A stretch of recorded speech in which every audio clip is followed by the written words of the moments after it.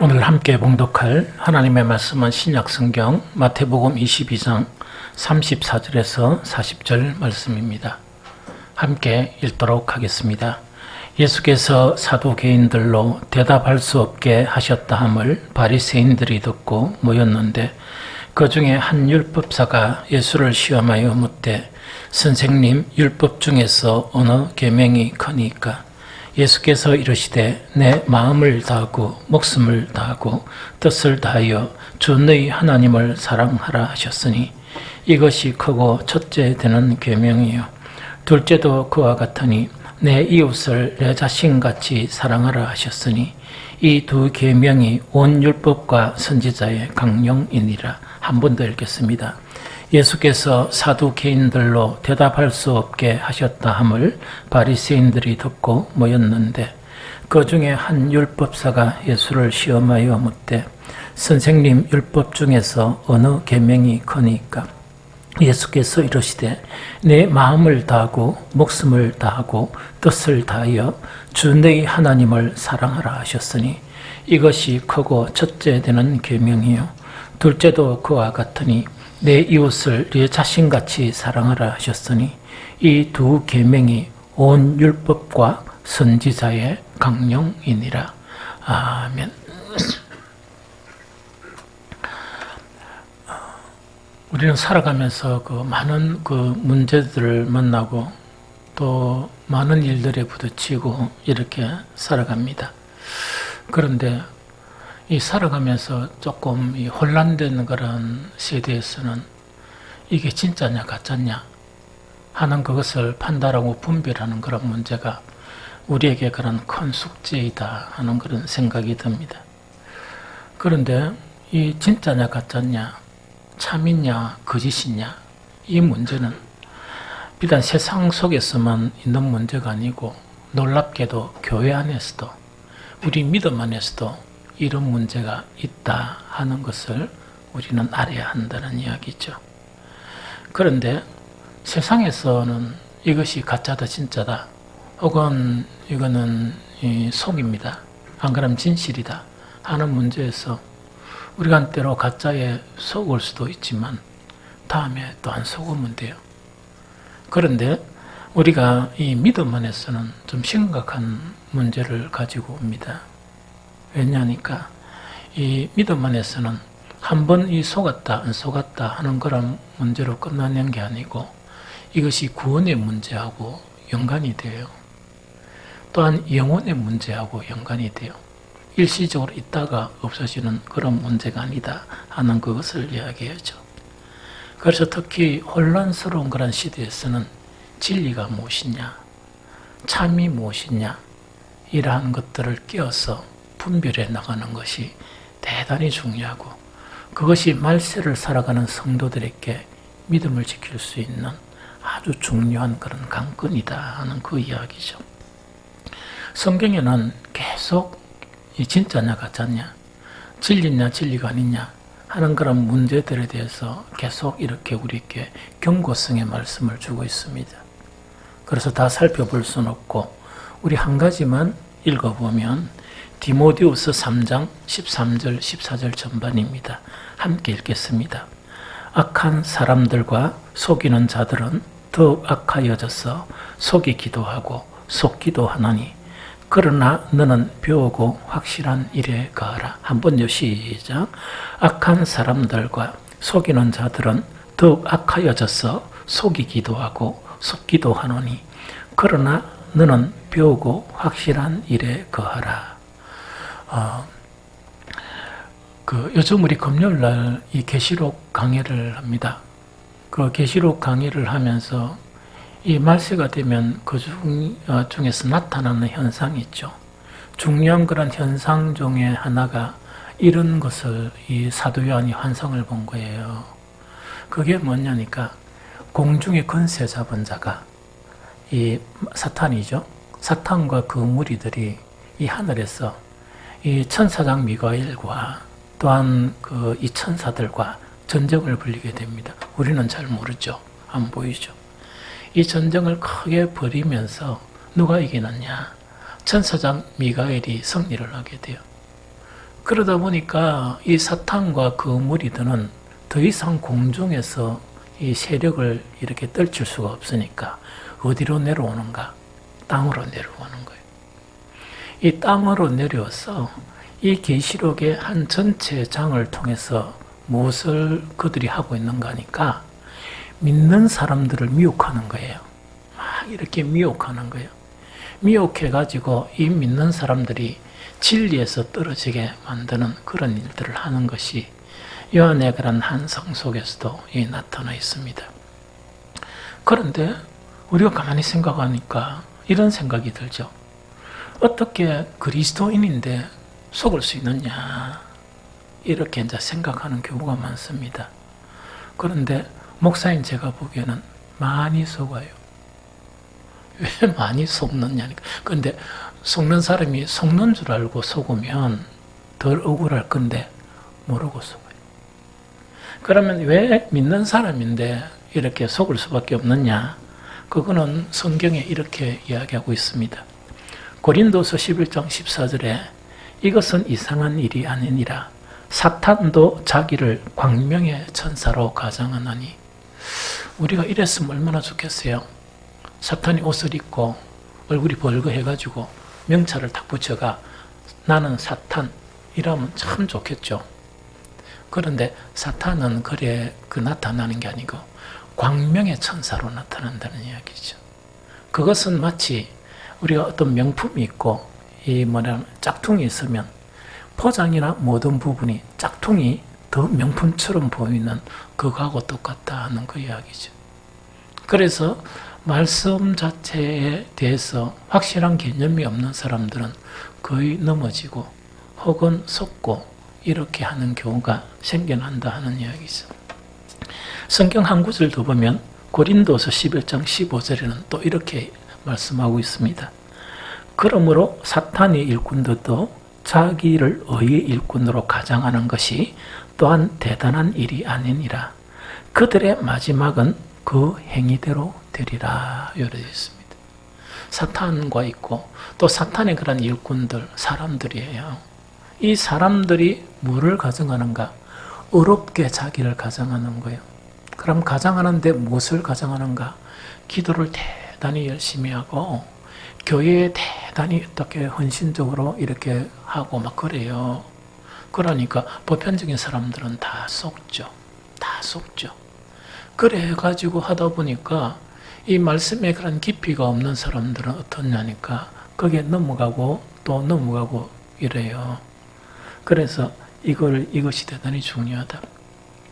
그러면 우리는 어떻게 하면 진리와 비진리, 이 진짜와 가짜를 이렇게 분별할 수 있느냐 하는 이야기죠. 참 어려워요. 대단히 어렵습니다. 그래서 대단히 어렵지만은 그러나 이 대단히 어렵다 그래가지고 이 낭망하고 있으면 안 되죠. 오늘 읽었던 본문 말씀 있죠. 본문 말씀에서 예수님은 우리에게 귀한 것을 주세요. 그게 뭐냐? 진짜와 가짜를 구별하는 법을 탁 가르쳐주고 있는 거예요. 그래서 이것만 탁 붙들어도 우리는 거의 속지 않고 우리를 지킬 수 있고 아마 거의가 아니고 이 속지 않을 것입니다. 그 해답을 우리에게 말씀해 주고 있는 거예요. 그럼 본문 중에서 내용을 다시 읽어드리면 예수님은 이렇게 말씀하세요. 예수께서 이르시되 네 마음을 다하고 목숨을 다하고 뜻을 다하여 주 너희 하나님을 사랑하라 하셨으니 이것이 첫째 되는 계명이요 둘째도 그와 같으니 내 이웃을 내 자신같이 사랑하라 하셨으니 이렇게 되어 있습니다. 성경을 읽으면서 그 성경의 원 의미를 알아야 돼요. 오늘 같은 이 말씀을 잘못 이렇게 들으면 내가 너무 힘들어서 신앙생활을 못해요. 왜 못하는가 하니까 하나님을 사랑하는데 마음을 다하고 목숨을 다하고 뜻을 다해서 사랑하라 이랬는데 내 자신을 내가 가만히 이래 들여다보면 그래 사랑 못하거든. 그러면은 절망이 돼요. 이 절망이 되는데 그 절망은 누가 주느냐? 성령께서 우리를 절망하게 하시는 게 아니고 나쁜 악의 무리가 우리를 절망하게 만드는 거예요. 예수님의 이 말씀은 목표를 이야기하는 거예요. 우리가 나아가야 될 방향, 그 목표를 제시하는 거예요. 여러분들 이웃을 사랑하는데 내 몸과 같이 사랑해라 됐거든요. 여러분들 혹시 가정에서 아내를 여러분들 몸처럼 사랑하세요? 남편을 여러분들의 몸처럼 사랑하세요? 잘 안 되죠. 그런데 이 말씀 딱 보니까 이랬으니까 나는 그리스도인이 될 자격이 없는가 보다 이래 생각해요. 그것도 잘못된 생각이에요. 그러기는 항상 이 사탄은 자기를 의의 일꾼으로 가정해가 봐봐라 네 남편도 그래 못 사랑하면서 네가 무슨 교회를 다니고 무슨 직분자가 되고 이래 이야기하죠. 너무 그럴듯한 이야기죠. 그러나 그런 게 아니고 성경의 이 말씀은 우리가 나아가야 될 목표를 이야기하는 거예요. 우리는 죄 속에서 났어요. 또 우리가 그리스도인이 된 것은 우리가 어떤 선에서 합격해가 그 선 이상이 된 게 아니고 선도 없이 도저히 구제불능인 우리들, 우리 스스로가 우리가 어렵게 되지 못한 우리 때문에 예수님은 십자가에 달리셨어요. 그래서 하나님께서는 우리를 어렵다고 칭해 주신 거예요. 그래서 놀라운 하나님 은혜 때문에 우리는 하나님의 이름을 부를 수 있고 예배 드릴 수도 있고 기도도 할 수 있고 이래요. 그러나 거기에 머무르면 안 되고 계속 말씀과 기도, 예배를 통해서 나아가는 거예요. 온전하게 하나님을 사랑하게 되고 또 정말 이웃을 내 자신처럼 사랑하게 되는 그 자리로 나아가게 되고 내가 변화되게 되는 거예요. 성경에 가르치는 건 그걸 가르쳐요. 특히 마태복음 5장의 산산수훈에 아주 충격적인 말씀. 저는 옛날에 목사가 되기 전에 그 성경 딱 보면 못 본 척 넘어갔어요. 안 본 것처럼. 왜? 그 성경을 자세히 보면 힘이 들어서 안 되겠는 거라. 그래서 아마 이것이 예수님이 혹시 실수한 거 아닐까? 옛날에 그런 생각했어요. 그게 뭐냐니까 하늘에 계신 너희 아버지의 온전하신 것처럼 너희도 온전해라 하니까 겁이 나는 거예요. 아무리 생각해도 그래 될 수 없고 내가 몇 번 죽었다 깨도 그래 될 수 없는 내 자신인 걸 내가 너무 잘 아는 거예요. 그러니까 피하고 싶은 거예요. 그 뒤에 깨닫게 된 것은 무엇을 의미하는가? 우리는 언젠간 그렇게 돼요. 언젠간 그렇게 되지만 한 가지 성경에는 살아있을 동안 그래 안 됩니다. 안 되고 뭘 해야 되느냐? 그런 목표를 향해서 말씀과 기도와 예배를 통해서 계속 가까이 나아가는 거예요. 그래서 목표를 제시하는 거예요. 바울, 그 위대한 바울도 뭐라고 이야기하느냐? 나는 다 된 걸로 여기지 아니한다. 그럼 바울이 다 된 걸로 여기지 않는다 그러면 우리는 항상 그 이하라는 이야기입니다. 단지 뭐냐? 표대를 향해서 달려갈 뿐이다. 그 표대를 향해서 달려갈 뿐이다. 이것이 신앙이에요. 이것이 믿음이다 하는 그 이야기죠. 자, 그러면 하나님을 사랑하는 것과 형제를 사랑하는 거 있죠. 그런데 그냥 사랑이 아니고 목숨을 다하고 힘을 다하고 뜻을 다해서 사랑하는 것. 형제를 사랑하는데 내가 너를 사랑하는 것처럼 사랑하는 것. 이것 자체가 이것 자체를 이야기하면서 예수님은 뭐라고 말씀하시느냐? 이 두 계명이 온 율법과 선지자의 강령이니라 이렇게 말씀하세요. 그래서 여기서 오늘 아주 핵심적인 단어 강령이란 단어를 이해해야 돼요. 강령이란 단어는 무엇을 이야기하는가? 모든 율법과 모든 율법은 넓게 보면 모든 성경과 모든 선지자들이 가르친 거 있죠. 그 가르침은 이 두 계명 안에 속해 있다 하는 그 이야기입니다. 그러면 뭘 의미하는가? 아무리 성경을 많이 알고 또 아무리 성경 공부를 많이 한다 손치더라도 하나님을 사랑하는 것이 없으면 이웃을 사랑하는 것이 없으면 진리 안에 속한단 말입니까? 속하지 못한단 말입니까? 못 속한다. 그 지침을 딱 가르쳐 주는 거예요. 강령이란 두 번째 그 의미는 어떤 의미냐? 이렇게 풀이할 수 있어요.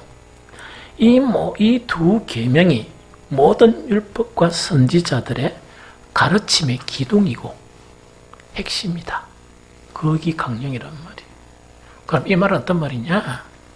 우리는 하나님을 사랑할 수도 없었고 또 사랑하지도 못했고 또한 이웃을 내 몸처럼 사랑할 수 없는 자들이었는데 이 신앙생활, 즉 성경 말씀을 계속 배워가면서 내가 변화되는데 조금씩 하나님을 사랑하게 되었다.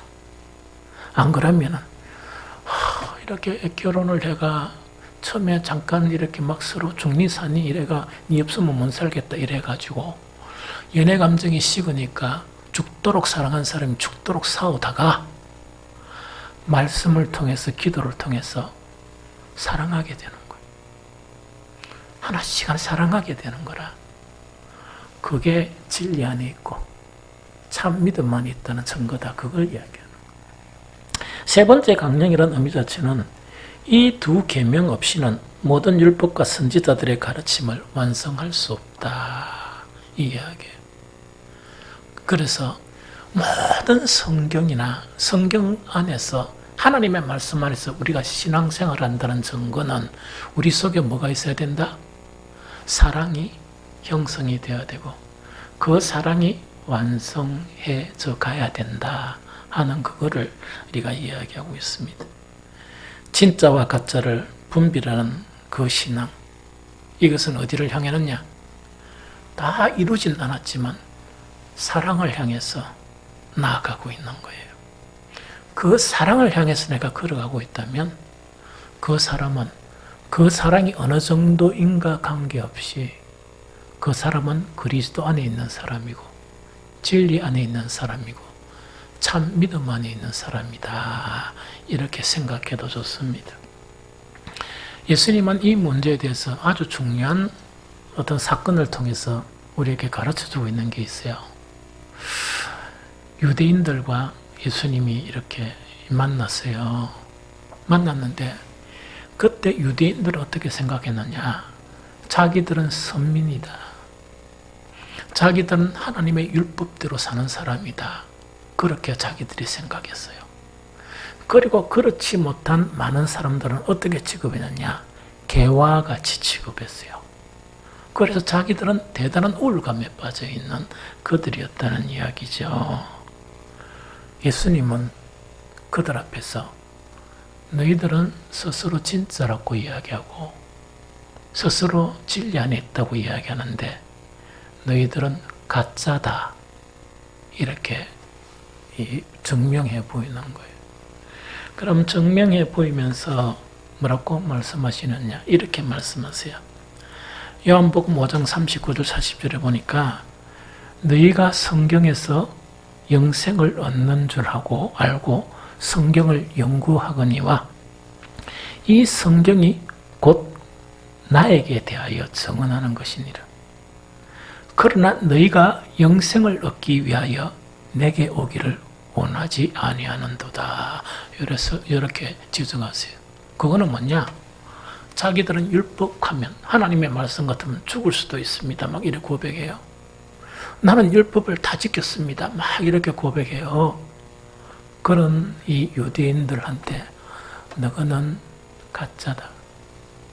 왜? 너희가 영생을 얻는 줄 알고 성경을 뭡니까? 연구했다는 얘기죠. 옛날에는 상고라 했습니다. 상고 혹시 연구는 어떤 말인가니까 성경을 억수로 열심히 듣고 열심히 공부하고 열심히 분석도 하고 열심히 가르치는 그 일을 해요. 좀 이해되죠?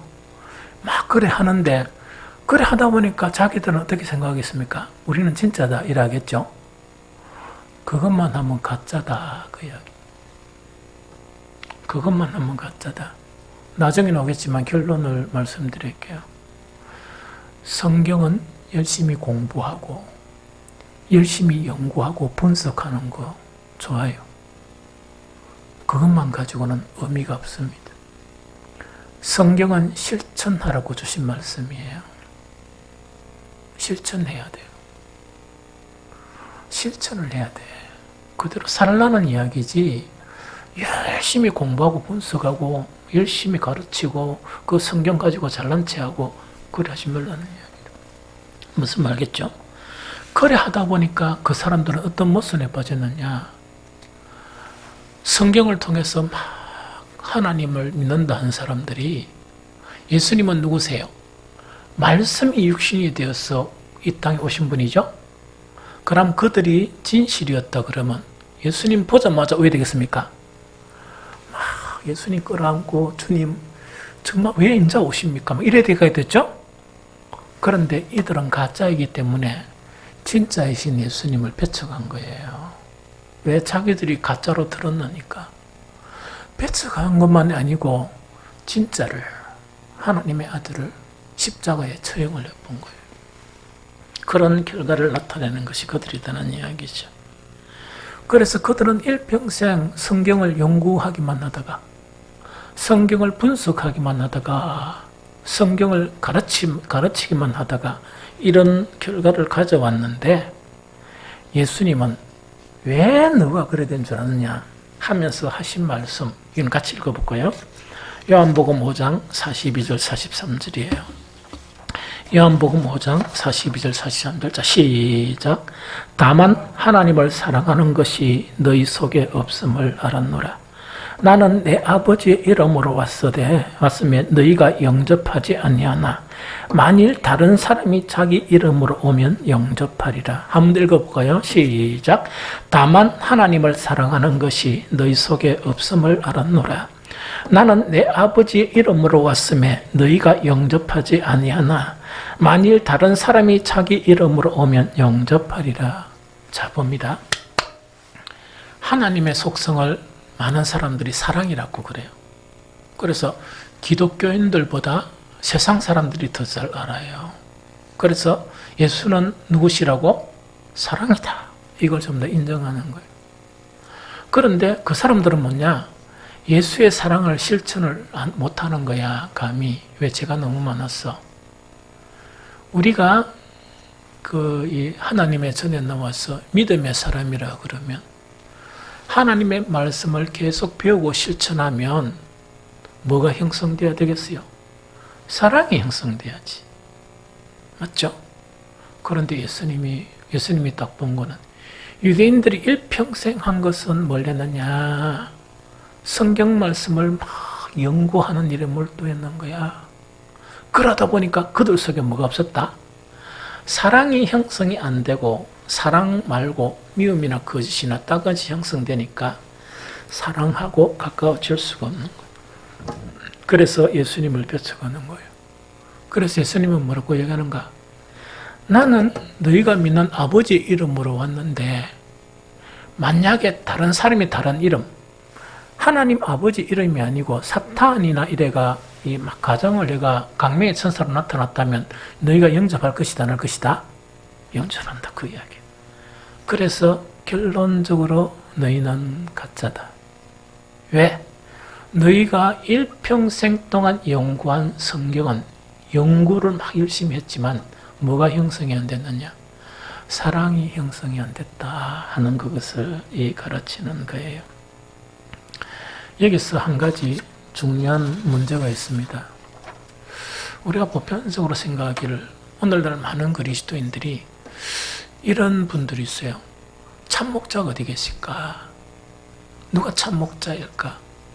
이렇게 많이 해요. 너무 신경 안 써도 됩니다. 그러면 뭐냐니까, 참목자를 만났다고 하면 바로 사랑의 사람이 될까? 안 되는 경우가 더 많아요. 왜 안 되는 경우가 더 많은 거니까, 복음을 통해서 참 진리대로 사람이 하나님의 아들로 바뀌어져 가는 것은요, 하나는 가르치는 사람이 진리를 가르쳐야 돼요. 그것만 가지고 안 됩니다.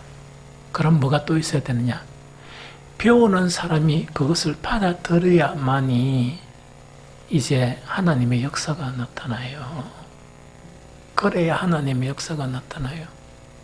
그런데 가르치는 사람이나 배우는 사람, 우리 속성이 뭐냐니까 우리 모두 죄에서 났어요. 맞죠? 우리 모두 육신에서 났고 세상에서 났어요.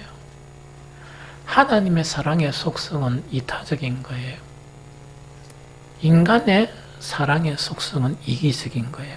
거기서 차이가 나는 거예요. 그래서 어떤 때는 믿는다는 사람들이 이기적인 인간의 사랑을 사랑으로 오해하는 경우도 있는데 그거는 천부당 만부당한 거예요.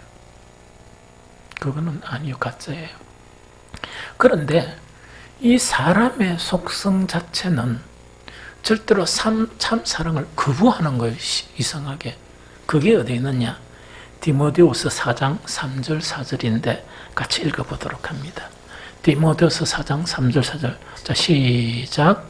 때가 이르리니 사람이 바른 교훈을 받지 아니하며 귀가 가려워져 자기의 사욕을 따라 서성을 많이 두고 또 그 길을 진리에서 돌이켜 허탄한 이야기를 따르리라.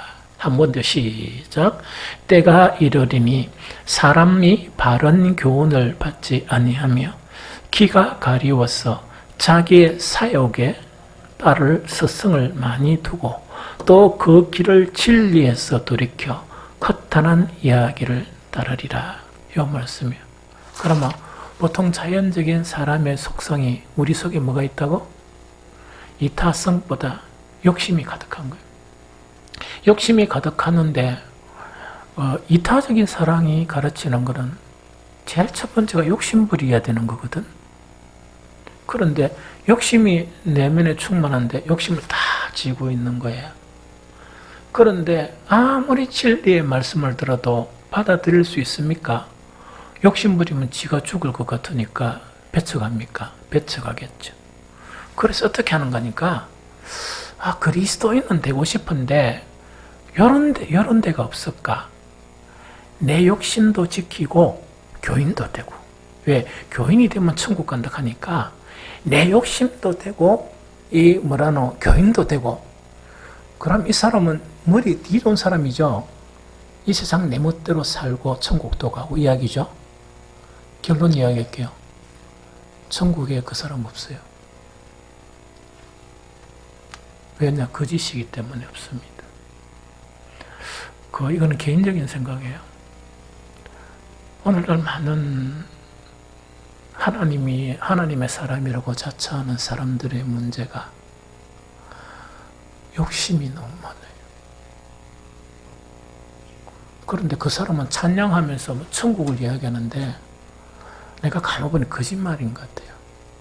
이 세상이 못 놓아가 부둥켜 뜨는 사람이요. 뭔가 속은 사람들이. 그건 신앙이 아니에요. 그건 기독교 신앙이 아니고 예수님이 가르친 신앙이 아닙니다. 예수님의 말씀도 아니고. 여러분들 혹시 욕심의 지배를 받고 있다면 욕심 버리세요. 욕심 버리는 건 뭐냐? 있는 거 감사하면서 좀 쓰고, 좀 많이 있으면 나눠주고, 없으면 어쩌면 됩니까? 아껴 쓰고, 그러면 돼. 그러면서 살아야지. 이놈의 이 욕심을 가지고 부들부들 떤다입니까? 천사가 와서 하나님의 말씀을 전해줘도 그 사람은 안 받아들여요. 그런데 마귀의 일꾼들은 의의 일꾼으로 가정하죠. 그 사람들이 오면요, 문에 딱 들어오면 막 달려가가지고 이렇게 영접을 해요. 왜? 같은 유니까. 그래서 유유상종이라는 게 아마 그런 의미인 것 같다 생각이 들어요. 구약에는 우상이 형상으로 만들어진 것을 우상이라고 이야기해요. 신약의 우상은 뭡니까? 탐욕이에요. 성경을 읽어보면. 그래서 어떤 사람은 우리 집에 우상이 없어. 천지빛깔입니다. 어디? 마음속에 갖가지 탐욕들을 가지고 단지 없는 것처럼 하면서 어디 놓는단 말입니까? 성전에 놓는단 말이에요. 그래서 뭐부터 해야 되느냐? 우상부터 깨뜨려야 돼요. 마음에 있는 우상부터 지워져야 참 진리의 말씀을 받아들일 수 있다 하는 그 이야기죠. 그래서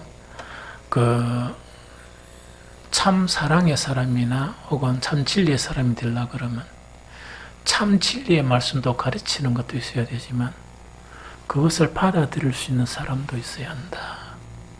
그래야 거기서 하나님의 역사가 이루어진다는 그 이야기죠. 어쨌든 간에 우리가 향하는 것이 사랑이어야 되죠. 그래서 오늘은 뭐냐? 사랑을 가지는 방법 가르쳐 드리겠습니다. 제일 첫 번째, 하나님을 사랑하는 방법이에요. 하나님을 사랑하는 방법은요, 하나님을 알기만 하면 누구든지 사랑할 수 있습니다. 달리 말하면 하나님 알면은 아무도 하나님 사랑하지 않고 못 견뎌요. 이 무슨 말 알겠죠? 그런데 중요한 것은요, 하나님을 이렇게 아는데, 지난번에도 그랬죠. 너무 특수한 방법으로 하나님을 만나려고 하는 거예요. 모세처럼, 혹은 이 바울처럼. 내가 이 길을 딱 가는데 뭔가 빛이 팍 나면서 주님의 음성을 그렇게 자꾸 원해요. 안 그러면 내가 등산 딱 가는데 한 이 나무에서 불이 붙었는데 불은 안 꺼지고 불이 막 하는 그런 경험을 하려고 그래요. 여러분들은 그런 경험 못할 확률이 99.99%예요. 왜 그러냐? 여러분들은 여러분들 자신이지 모세가 아니에요. 여러분들은 여러분들의 자신의 삶대로 살아가지 이렇게 바울처럼 살지 못해요. 그래서 바울이나 모세는 특수하게 그렇게 임했다 그러면 우리 보편적인 나와 여러분들은 하나님을 어떻게 알아가는가? 경험을 통해서 알아가요. 이해되죠? 경험을 통해서 알아가니까 이제 깜짝 놀라는 거야. 성경에서요, 하나님을 사랑하는 그 사랑의 고백이 하나 있어요. 아주 아름다운 고백이에요. 그런데 개역 개정보다 세번역으로 읽으면 너무 리얼하게 느껴져요. 너무 아름답게 와닿아요. 그게 시편 16편 2절이에요. 같이 한번 읽어볼까요? 함께 읽겠습니다. 나더러 주님에 대해 말하라면 하나님은 나의 주님, 주님을 떠나서는 내게 행복이 없다 하겠습니다. 다시 한번 읽습니다. 시작. 나더러 주님에 대해서 말하라면 하나님은 나의 주님, 주님을 떠나서는 내게 행복이 없다 하겠습니다. 여러분들 되게 안 좋아요? 저는 한날 새벽에 이걸 읽고 새벽녘에 읽고 노트 만들어가. 거의 아침 되면은 뭐냐? 좀 자주 이 말씀을 엎조려요. 내 자신에 대해서 자꾸 들려주는 거예요. 왜? 나도 이처럼 하나님을 사랑했으면 싶어가지고. 이게 얼마나 아름다운 그런 사랑의 고백이에요. 이 다윗이 하나님을 알다 보니까 뭐냐니까 이 세상 많은 사람들이 있지만 내 행복이 아니고 이 세상 많은 권세와 심지어 왕이라는 그런 권세도 보니까 그게 내 행복을 안 보인 거예요. 단지 하나님만 나의 행복으로 보인 거예요. 이러니까 그 하나님을 사랑하라 이럴 필요가 없고 다윗은 저절로 하나님에 대한 사랑이 가슴에 충만하게 이래 있는 거예요. 다윗은 어떻게 이것을 얻었을까? 궁금하죠? 아주 쉽습니다. 다윗하고 유대인들하고 차이점이 있어요. 다윗뿐만 아니고 다윗하고 같은 부류들이 있어요. 그 부류들을 성경어는 이스라엘의 남은 자라 그래요. 진짜 하나님을 믿은 사람들이라 그래요. 그러면 아까도 이야기했지만은 어떤 이야기가 하니까 유대인들도 하나님의 말씀을 붙들었고 다윗도 하나님의 말씀을 붙들었어요. 유대인들이 붙든 말씀, 서기관과 바리새인들이나 그 모든 사람이 붙던 방법은 뭐냐? 이런 방법이요. 아까 이야기했죠? 말씀을 깊이 연구하는 거예요. 연구해야 서기관들이 서로 경쟁하면 누가 더 많이 하나 적게 하나 그건 아니단 말이야. 이런 말이 하면서 거기서 높아지죠. 그러다 보니까 그게 현안이 되어 있었어요. 다윗은 어땠느냐? 달랐어요. 어떻게 달랐느냐? 그 말씀을 깊이 이렇게 연구하기도 했지만 다윗은 그 말씀을 가지고 다른 사람을 가르치는 것보다 자기를 가르치는데 진력을 다했습니다. 그래서 시편 145편인가 보면 어떤 고백이 있느냐? 나는 주의 모든 기사를 엎조립니다. 엎조린다는 것은 성경에 묵상한다는 이야기하고 엎조린다는 이 히브리 원어는 같습니다. 그게 뭐냐? 이 말씀을 가지고 딴 사람에게 가르치기 위한 말씀이 아니고 엎조린다는 것은 그 말씀을 자기에게 막 이야기하는 거예요. 그럼 누구를 가르친다? 자기를 가르친다. 그래서 이 고백을 어떻게 표현하는가니까 시편 18편 21절 23절에는 이는 내가 여호와의 도를 지키고 악하게 내 하나님을 떠나지 아니하였으며 그의 모든 규례가 내 앞에 있고 내게서 그의 윤리를 버리지 아니하였음이로다. 또한 나는 그 앞에 완전하여 나의 죄악에서 스스로 자신을 지켰나니 이 고백을 해요. 그럼 이건 무슨 말인가 이야기다, 그죠? 이 바리새인들이나 이 딴 사람들이죠. 그 당시에 이 거짓 선생들이나 선지자들 이런 사람들은 말씀을 연구하고 막 이렇게 말씀을 조사하고 공부하는 데 혈안이 되어 있었다 그러면 다윗은 뭡니까? 말씀을 지키는데 중점을 둔 거예요. 심지어 자기가 살아가는 그런 길에 하나님의 말씀을 내 앞에 두었다는 건 어떤 의미입니까? 말씀을 보면서 그 말씀대로 살려고 몸부림을 친 거예요. 자, 하나님이 다윗을 기뻐하시겠습니까? 말씀만 연구하다가 잘난 척하는 사람을 기뻐하시겠습니까? 그건 여러분들이 판단하면 되지. 그래 하다 보니까 다윗이 그래 사니까 하나님이 딱 보시면서 마음이 너무나 기쁘시겠죠. 그러니까 그 말씀대로 살려고 몸부림을 치는 다윗에게 복을 주시는 거예요. 능력을 주시는 거예요. 다윗은 그런 이 하나님 주시는 그런 놀라운 것들을 가지고 야, 하나님은 이런 능력이 있구나. 하나님의 구원은 이런 것이구나 하는 걸 경험하게 된 거예요. 진짜 하나님이죠. 그거를 경험하게 된 거예요. 그래서 다윗은 뭐라고 고백하는가? 시편 18편 19절 20절 나를 넓은 곳으로 인도하시고 나를 기뻐하심으로 나를 구원하셨도다. 여호와께서 내 의를 따라 상 주시며 내 손의 깨끗함을 따라 내게 갚으셨다. 이렇게 이제 고백하는 거예요. 여러 가지가 있지만 두 가지만 보면 그 말씀대로 살려고 막 이 몸부림치다 보니까 하나님의 구원이 임하는 거예요. 두 번째, 하나님의 보상이 임하는 거예요. 그걸 경험한 거예요. 하나님의 구원을 임한 거는 설명하며 이야기해요. 다윗은 소년 때, 어린 소년 때 골리앗을 만났어요. 그런데 그 골리앗을 그 당시에 소년이 아닌 이 이스라엘의 장수들이 그 골리앗을 만났어요. 만났는데 이 골리앗이 소리치니까 장수들은 왜 했습니까? 무습을 숨었습니다. 그런데 다윗은 딱 보니까 두려움이 없는 거예요. 왜냐니까 다른 사람들은 그 골리앗을 보니까 겁이 되게 나는 거예요. 이 다윗도 딱 보니까 억수로 우스운 거예요. 골리앗이 아마 성경에는 없지만 골리앗이 죽은 거는요, 쫓기는 다윗이 지를 너무나 업신여기니까 무시하니까 화가 난 그런 것도 아마 있을 것이다. 다윗은요, 왜 그런가 하니까 하나님의 말씀대로만 막 이래 살다 보니까 하나님이 구원을 일으키는데 어릴 때부터 양을 쳤죠. 양을 치니까 사자들이나 곰들이 와서 그 양을 해치려고 그러죠.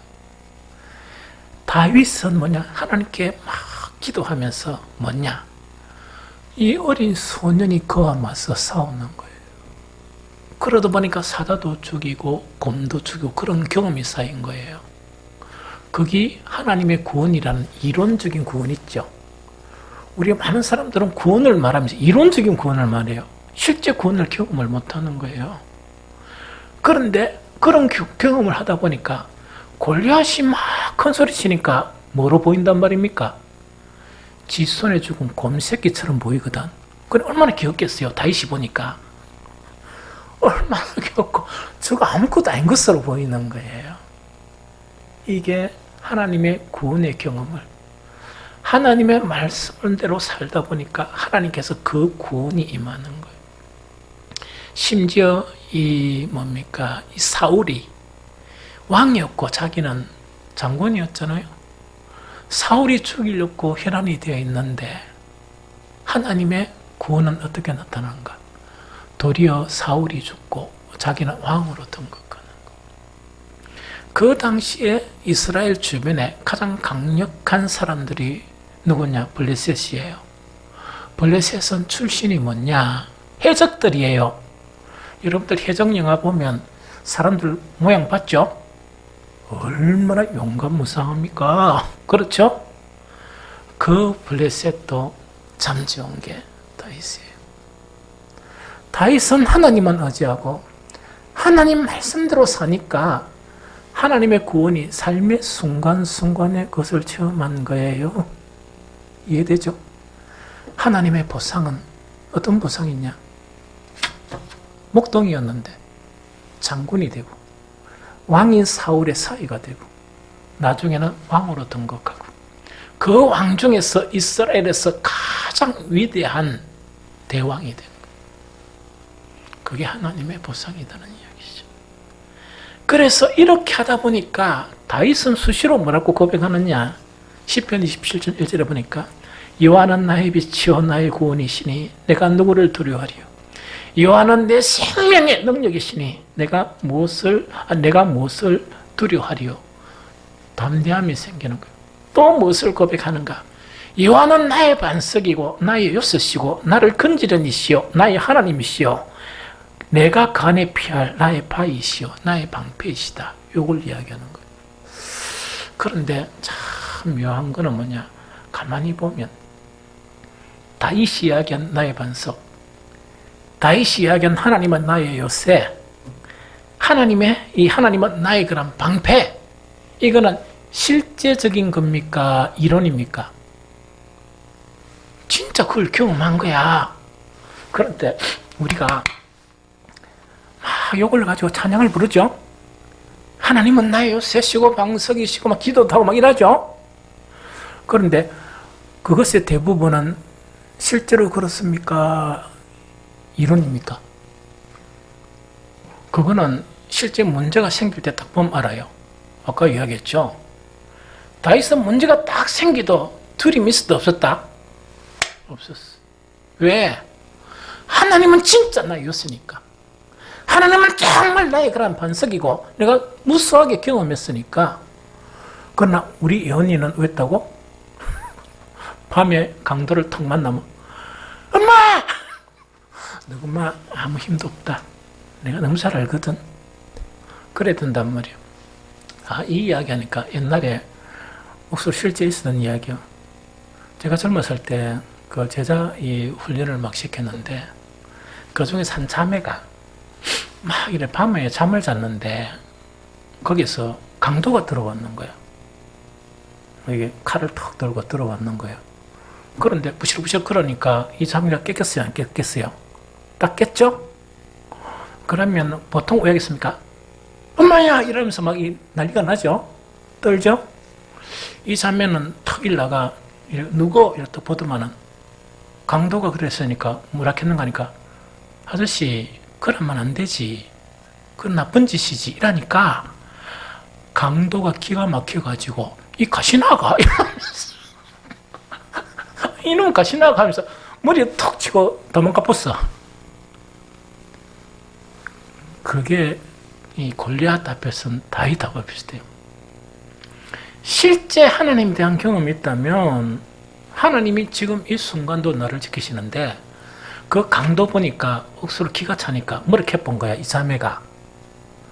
아이씨, 그러면 안 되지. 그건 나쁜 짓이야. 이랬다 하니까 이 강도가 기가 차가지고 이 같이 나가. 이래서 도망가 버리는 거예요. 또 그 이야기를 또 태연하게 해주더라고요. 이게 참과 이론의 차이예요. 이거는 어디에서 갈림이 있느냐? 말씀을 순종하면서 하나님을 경험하는 그 경험에서 차이가 나. 다윗은요, 말씀을 연구만 하지 않았어요. 다윗은 말씀대로 살려고 몸부림친다는 거예요. 그러다 보니까 하나님은 온갖 능력들과 온갖 것들을 이렇게 주시는 거예요. 다윗이 뭐라고 고백하는가? 군대가 나에게 몰려와도 나는 오히려 안전하리로다. 내 마음이 편안하다. 이게 실제적인 하나님이 경험했고 실제적인 하나님 나와 함께 계시니까 그렇다는 이야기예요. 믿음은 그것을 향해서 나아가는 거야. 찬우가. 그걸 하나씩 경험하면서 그런 사람이 되는 거야. 그것이 뭐냐니까 이 믿음에 대한 부분입니다.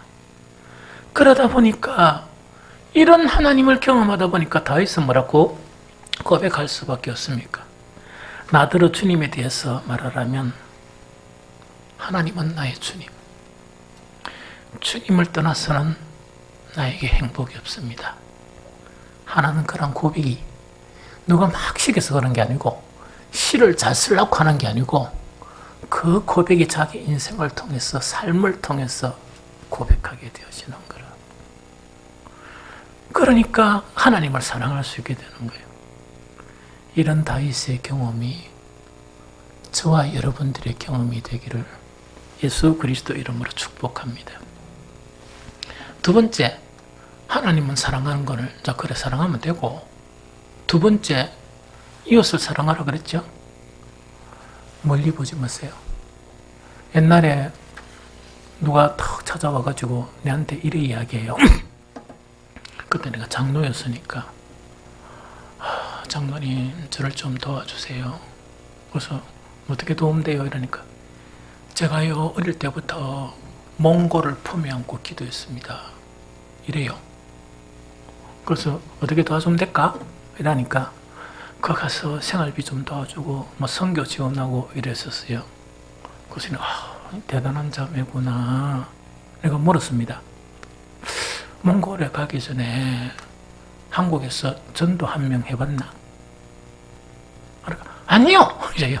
그래서 내가 이야기는 여기서 한 명 못하면 그 가서도 한 명 못하고 뭐 하느냐? 냉장고 청소는 하고 집 청소는 하고 그것밖에 못한다. 그 말이 무슨 말이냐? 선교 보고서가 왔는데 제가 기가 막히는 게 오늘은 아침에 일어났다. 집안 청소를 하고 냉장고 청소를 했다. 이런 거 있죠. 그래서 내가 냉장고 청소 두 집 해야 되는데 그까지 가서 할까? 고생하면서 오늘 어디 갔다 왔더니만 도둑이 들어와가지고 뭔가 틀어갔다 이야기예요. 그래서 내가 여수도 도둑 맞는데 왜 그거 가서까지 도둑 맞을까? 이 자체가 뭐냐니까 우리가 뭔가 이 혼란한 가운데 뭔가 이상한 것을 막 잡으려고 이렇게 해요. 좀 이해가 되죠. 그래서 이 성도들을 사랑하는 것도 어디서 사랑가? 결론적으로 이야기할게요. 하나님 사랑하는 방법은 똑같아. 말씀대로 살세요. 그러면 사랑이 생겨. 이러니까 여러분 무슨 말인가 잘 모르겠죠. 성경 한 구절만 읽어봅시다. 에베소서 4장 2절 3절 같이 읽어봅니다. 시작. 모든 겸손과 온유로 하고 오래 참음으로 사랑 가운데서 서로 용납하고 평안에 매는 줄로 성령의 하나 되게 하신 것을 힘써 지켜라. 한 번 더 시작. 모든 겸손과 온유로 하고 오래 참음으로 사랑 가운데 서로 용납하고 평안에 매는 줄로 성령이 하나 되게 하신 것을 힘써 지켜라. 이 말씀은 사실 어떤 말씀가니까 이 말씀이에요. 사실은 오늘날 교회가 그런 역할을 못하지만 교회는 세상의 유일한 희망이에요. 그러면 교회는 세상의 유일한 희망이 되려고 그러면 어떤 교회가 되어야 되느냐? 주님의 몸인 교회가 되어야 돼요. 교회의 머리는 주님이 되어야 되고, 교회의 주인은 주님이 되셔야 되고, 우리는 주님의 몸 안에 지체가 되어야 돼요. 그것이 온전하게 되면 하나님의 충만 자체가 머리를 통해서 우리 모든 지체에 이렇게 임하게 돼요. 그것이 풍성해지면 이 세상을 향해서 소금이 되고, 이 세상을 향해서 정말 빛이 되어져요. 이 세상에 선한 영향력을 행사할 수 있습니다. 그게 안 되면 교회는 의미가 없어요. 그래서 교회가 그 역할을 못하는 이유는 뭐냐? 그것 때문에 그렇다는 얘기예요. 그래서 이 성경 이 구절은 뭐냐? 교회가 그런 영향력을 미치는 교회가 되려고 그러면 너희 서로 간에 어떻게 해야 되느냐? 4가지를 지켜야 된다. 하나는 겸손, 하나는 온유, 하나는 용납, 하나는 성령이 하나 되게 하신 것을 힘써 지켜나가면, 물론 다른 요소도 있지만 그런 교회가 된다 하는 그 내용이에요. 그런데 이 말씀을 깊이 생각하면요, 우리가 다른 새로운 것을 발견해요. 그게 뭐냐? 우리가 사람과의 관계성에서, 부부과의 그런 관계성에서 겸손을 계속 실천하고, 또한 온유를 계속 실천하고, 용납을 계속 실천하고, 하나 되는 것을 계속 실천하면 의외되는 거니까 그것이 사랑을 배우는 과정이다 이렇게 돼 있어요. 그래서 사랑은 언제나 오래 참고 온유함이 이렇게 돼 있죠. 오래 참음이 없이, 겸손함이 없이, 온유함이 없이 절대로 사랑이 형성 안 됩니다. 이해됐죠? 그걸 가르치는 거예요. 이 4가지 중에 다는 이야기 못하겠고 한 가지만 쉽게 이야기하면 이야기해요. 온유라는 것은 어떤 의미냐? 아주 쉬운 뜻을 가르쳐 줄게요. 사람이 살다 보면 부딪히는 일이 있죠. 말로 부딪히고 행동으로 부딪히고, 입에 있는 혀도 깨무는데 그거 안 부딪히겠어요? 그러고 우리 사람이 좀 다 개성이 다 다르잖아. 어떤 사람은 이 문제가 아무 문제도 아닌 사람이 있고, 어떤 사람은 억수로 모욕적으로 이러다 보니까 문제가 생기는 거야. 그러면 이런 일이 있다 보니까 내 관점에 기분 나쁘단 말이야. 기분이 나쁘면, 온유라는 건 뭐냐? 기분 나빠도 화내지 마라. 그게 온유예요. 기분 나빠도 선하게 대하라. 그게 온유예요. 그러면 이 말은 무슨 말이냐 이야기도죠? 내가 아무것도 잘못한 게 없는데 너를 막 모함하면서 억수로 막 기분 되게 나쁘겠다 이런 이야기죠. 그럼 온유라는 거는 뭐냐? 하나님의 말씀인 온유는 그래도 화내지 마. 그게 온유예요. 그 다음에 그렇게 모욕적으로 자기를 힘들게 했으면 얼굴을 똑바르게 쳐다보겠습니까? 시선 피하겠습니까? 가서 안 두드리 팬 게 다행이다, 그죠? 그래도 하지 말고 더 친절하게 대하고 더 선으로 대하라. 그게 온유예요. 이 말씀대로 살면 왜 되겠습니까? 미쳐버리겠죠? 왜 속이 불불 끓어가지고, 으쌰가 불불 끓겠다, 그죠? 그것뿐만 아니고 이 말씀대로 살면 어떻게 생각하는 거니까, 내가 모욕을 받고 내가 낸데 이 완전히 내가 막 억수로 처참해지는 걸 느끼죠? 여기서 알아야 될 게 있어. 아까 한 이야기가 우리는 육신에 났어, 죄에 났어. 내 육신의 속성이 그렇게 생각하게 만드는 거예요. 뿐만 아니고 사악한 사탄이 그렇게 우리를 유도하는 거야. 그러나 조금 깊이 생각해 보세요. 화가 엇바 났는데 뒤에 퍼붓단 말이야. 해결되는 일이 있었습니까? 더 엉망이 돼. 내가 억수로 높아졌습니까? 하나도 안 높아져. 처참하게 돼, 오히려. 그게 잘못된 교훈이라. 잘못된 생각이라. 그런데 하나님의 말씀을 지키면은 놀라운 것들을 경험해. 그거는 한 번씩 해봐야, 한 번 해봐야 돼, 한 번. 우리 예은이가, 이 동생인 찬욱이가 요거는 못 참겠다. 그러니까 엄마 아빠 오늘 좀 가만히 있거라. 오늘 완전 지기 볼 거다. 이렇게 하니까 막 엉망진창이 됐단 말이야. 그런데 그게 딱 안 되고 이 이제 찬욱이는 잘못한 것도 있어가 뭐냐. 야 이거 큰일 났다 이랬는데 갑자기 누나가 웃으면서 아이고 찬욱아 이렇게 자꾸 그죠? 평소 가지고 싶은 거 막 줍었다. 요걸 이야기해. 그거 실천이 어렵지?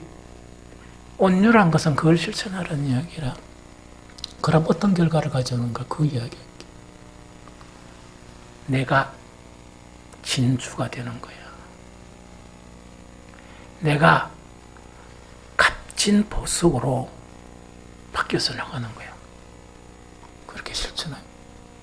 그럼 내가 진주가 되고 내가 값진 보석으로 이렇게 바뀌어 나가다 보니까 성경 말씀이 생각나는 거야.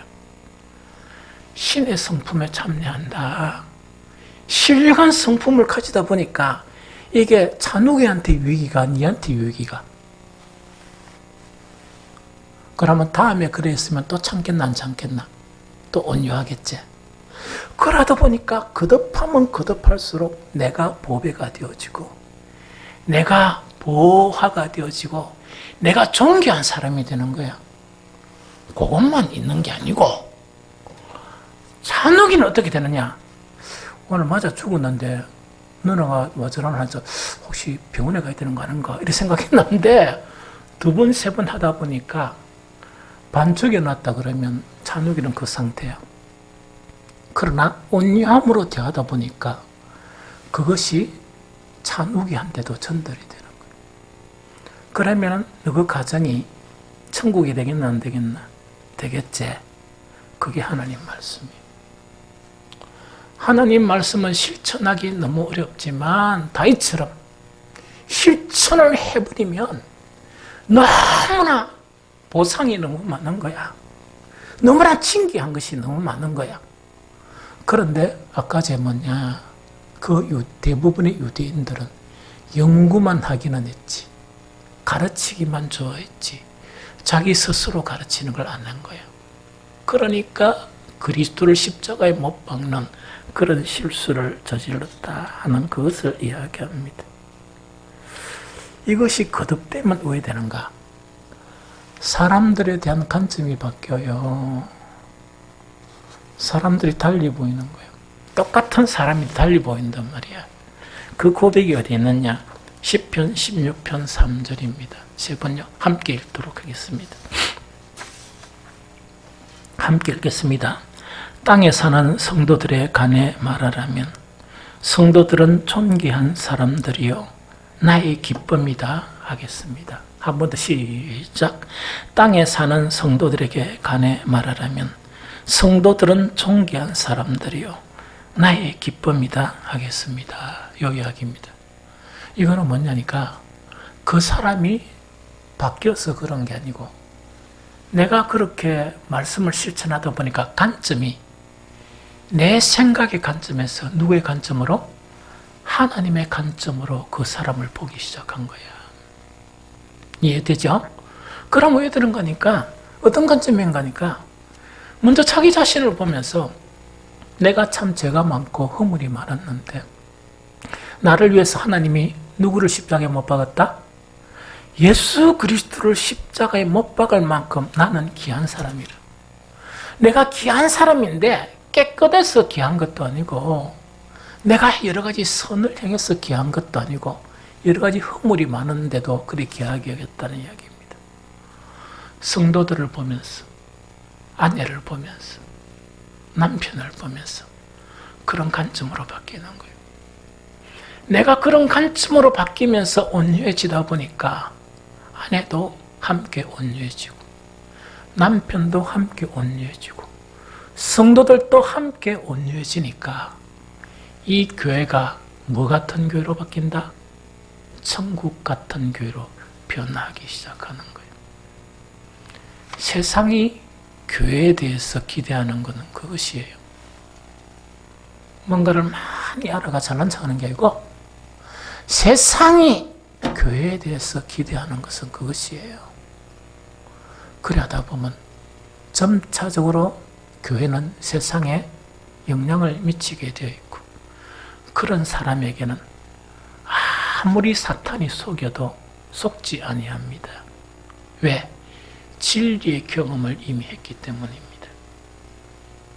하나님의 놀라운 은총이 저와 여러분들에게 풍성하게 임하시기를 예수 그리스도 이름으로 축복합니다.